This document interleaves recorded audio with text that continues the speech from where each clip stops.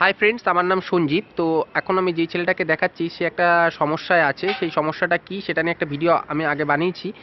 তো আমি একটু সংক্ষেপে বলি, ওর এখন বিয়ের বয়স হয়ে গেছে, ওকে বাড়ি থেকে কেউ বিয়ে দিচ্ছে না। তার জন্য আমি এই ফেসবুকে ভিডিওটা পোস্ট করছি যাতে সবাই মানে শোনে ব্যাপারটা, ওর জন্য একটা মেয়ের সম্বন্ধ দেখার একটু ব্যবস্থা করে।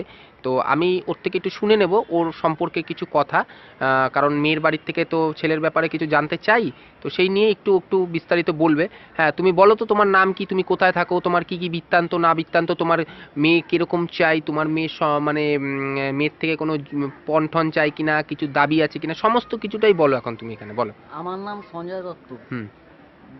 বর্তমানে আমি এখন বেকার। কোনো কাজ কাম করো না? না। আচ্ছা। মা বাবা আমাকে, আমার বয়স হয়ে যাচ্ছে বিয়ের, মা বাবা বিয়ে দিতে চায় না। কেন?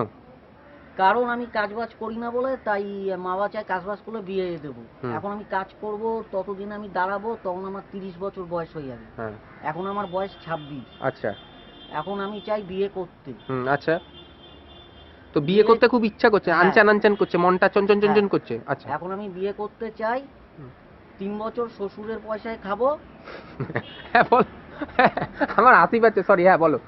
আর তো ততদিন আমি 3 মাসে কাজবাজ জোগাড় করে 3 নেব। বছর শ্বশুর বাড়ির পয়সায় খেয়ে তুমি 3 মাসের মধ্যে কাজ খুঁজবে, এটা তো হয় না। মানে 3 কাজ বছর করতে টাইম, একটু টাইম লাগে, মানে আগে একটু তুমি 3 টাইম। বছর শ্বশুরের পয়সায় খাবে। হ্যাঁ। আচ্ছা, বেশ ভালো। তারপরে? ততদিনে মানে ওর মধ্যেই আমি কাজবাজের চেষ্টা করব, কাজবাজ করব। আচ্ছা। দায়িত্ব তো টাইম লাগবে, কারণ বিয়ে করলে একটা মেয়ের খরচা আছে। আচ্ছা আচ্ছা, মানে সেই খরচাগুলি আগে শ্বশুর আগে মশাই চালাবে। চালাবে। বাহ, খুব ভালো। তারপরে? আমার বাড়ি বলতে আমার সব নিজস্ব বাড়ি, নিজস্ব কল আছে, টাইম কল। শুনেছি নাকি তোমার কোনো বাড়ি নেই, শুনছি তোমার শুধু একটা ঘরই আছে শুধু। হ্যাঁ। তাহলে সেটা সত্যি কথা বলো। দেখো একটা দেখো, ফেসবুকে কোনো লুকাবে না, না। ফেসবুকে কোনো লুকানোর জায়গা নেই। তুমি তাহলে নিজের বাড়ি বলবে না, তোমার না। যেটা আছে সেটা বলো। হ্যাঁ, হ্যাঁ, কি আছে? আমার একটা ঘর আছে, হুম। একটা বারান্দা। হুম। ঘরের দরজা ভাঙা, হুম। জানলা ভাঙা। বেশ ভালো, শুনে ভালো লাগছে যে তুমি সত্যি কথা বলছো। আচ্ছা, তারপরে? যা হোক, ওটা আমি উপরটা কি ছাদ না টালি? টালি। আচ্ছা। আর নিচটা কি ইট পাতা? ইট পাতা। ইট পাতা মানে সিমেন্ট না? না। আচ্ছা। আর?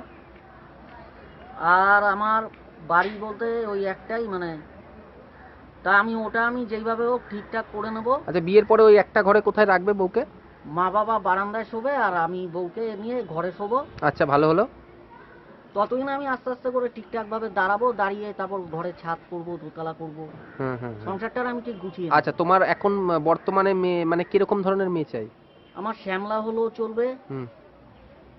ফর্সা হলেও চলবে, একটু পরিষ্কার হলেও চলবে। হুম। যেমন মানে মেয়ে যেন ভালো হয়। আচ্ছা আচ্ছা, গুড গুড। আচ্ছা, আরেকটা জিনিস, তুমি মেয়ের বাড়ি থেকে কোনো দাবি দাবা কিছু আছে নাকি তোমার? হ্যাঁ, খাট লাগবে। হ্যাঁ, কি খাট? মানে ভালো ইংলিশ খাট, বাংলা খাট, বক্স খাট? বক্স খাট। বক্স খাট লাগবে। আর কি কি চাই? আলমারি, আনলা, আর শোকেস একটা। হুম।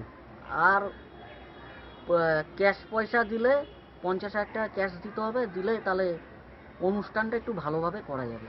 মানে অনুষ্ঠান করতে চাইছো তুমি? হ্যাঁ, বিয়ের অনুষ্ঠানটা করা যাবে।